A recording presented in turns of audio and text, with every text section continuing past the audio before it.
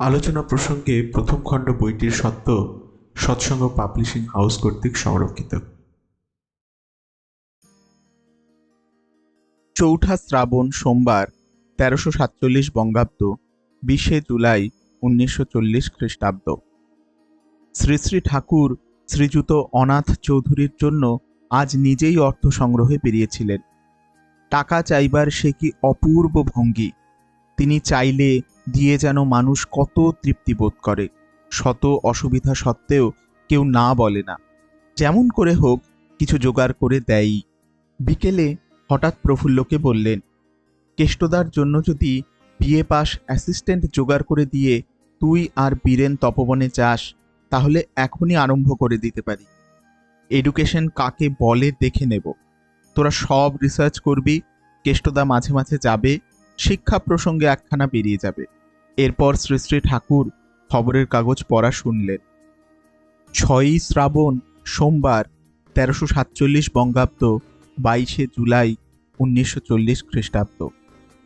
রাত্রে শ্রী শ্রী ঠাকুর খেয়ে আসবার পর বাঁধের ধারের তাসুতে অনেক কথা হলো। মাছ, মাংস, পেঁয়াজ, রসুন খাওয়ার অপকারিতা সম্বন্ধে অনেক কথা বললেন।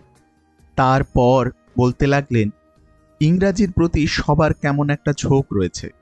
নানা প্রসঙ্গে যদি ইংরাজিতে বের হতো তাহলে সবাই বেশি পড়ত, আলোচনা করত। বাংলায় যেসব বিশ্লেষণ করে দেওয়া হয়েছে তাতে যেন ভালো লাগে না, মাথায় ধরে না। বোধগুলিও বাংলায় প্রকাশ না করে ইংরেজি শব্দেই বলে। বাংলা ভাষায় যেন স্টিমুলাস পায় না। স্টিমুলাস বলে ফেললাম।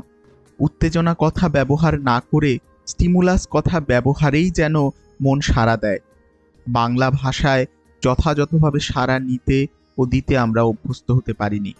একেই বলে কালচারাল কনকুয়েস্ট। কেষ্টদা বললেন, আমার মনে হয় বাংলা ভাষা তত ডেভেলপ নয়। অনেক সূক্ষ্ম ও বিচিত্র বোধ ও ভাবের চর্চা বা পরিচয় বাংলা ভাষায় হয়নি।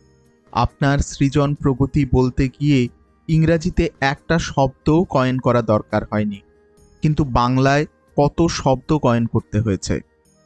অবশ্য বাংলায় যেটা দিয়েছেন সেইটাই বেশি অ্যাকুরেট। স্টিমুলাস কথাটার যতগুলি ফেসেট অ্যান্ড ফেজ আছে, উত্তেজনা এই শব্দের তা নেই। তখন অনুভূতির বর্ণনা, সৃজন প্রগতি ইত্যাদি সম্বন্ধে কথা উঠল।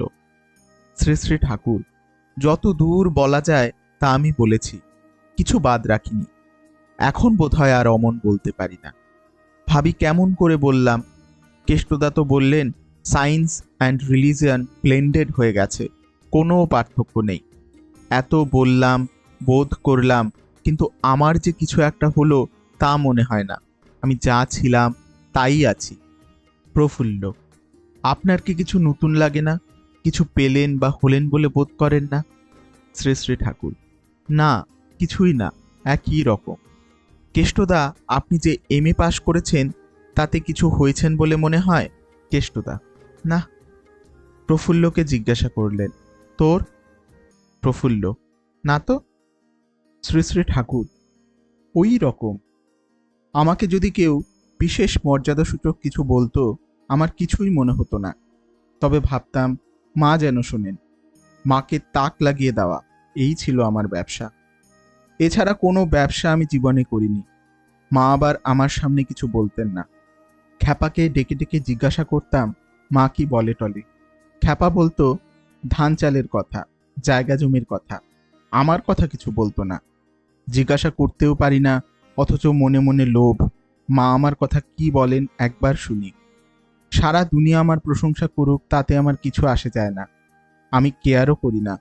মার খুশি ছাড়া কিছুতেই যেন খুশি বোধ করতে পারতাম না।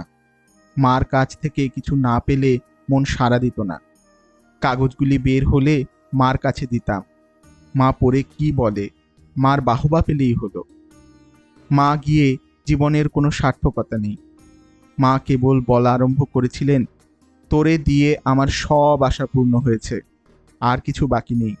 তখন মার অবস্থার জন্য মন খারাপ, তাই ও কথাতেও তত আনন্দ বোধ করতে পারিনি। প্রফুল্ল, মনের গভীরে গেলে আমরা তো কেমন বেনাম বেড হয়ে পড়ি, কাজকর্ম করতে পারি না।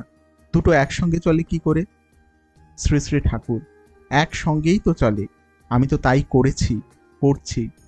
প্রসঙ্গক্রমে ভাববাণী ও অনুভূতি বর্ণনার তুলনা করে বললেন, ও দুটোর মধ্যে অনুভূতির বর্ণনাই ভালো, এতে বোধ বেশি, মুগ্ধিভাব কম।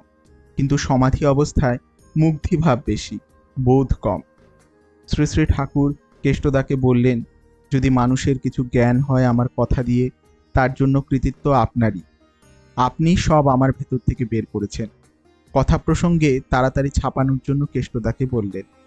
কেষ্টদা জিজ্ঞাসা করলেন, বেদাভ্যাস কোনটাকে বলবো, করতে হবে কি?